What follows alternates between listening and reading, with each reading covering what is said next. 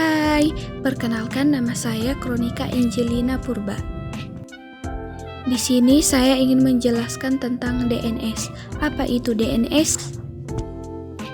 Pengertian DNS. DNS adalah sebuah sistem yang menghubungkan Uniform Resource Locator atau URL dengan Internet Protocol Address atau IP address. Kepanjangan dari DNS adalah Domain Name System.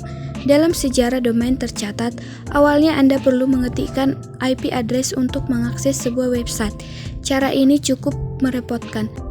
Sebab ini artinya Anda perlu punya daftar lengkap IP address website yang dikunjungi dan memasukkannya secara manual.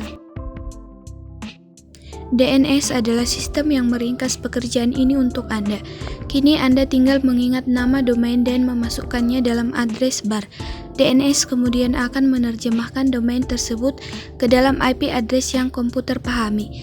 Misalkan Anda ingin mengakses Google, alih-alih menulis 172.217.0.142 ke dalam address bar, Anda tinggal memasukkan alamat google.com. Fungsi DNS yang pertama mengidentifikasi alamat komputer dalam suatu jaringan. Yang kedua menyediakan alamat IP untuk setiap host. Yang ketiga meminta informasi IP address website berdasarkan alamat domain.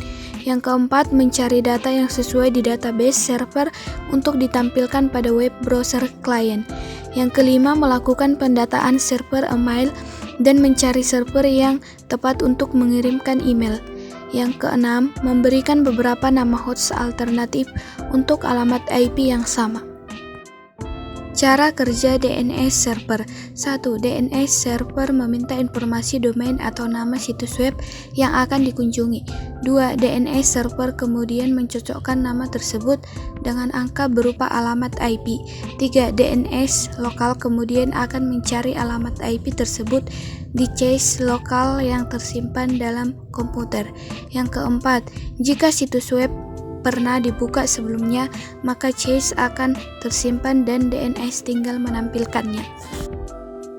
5. Jika alamat IP tidak tercantum di cache lokal komputer, maka DNS akan meminta data dari DNS rekursif dan situs web akan ditampilkan. 6.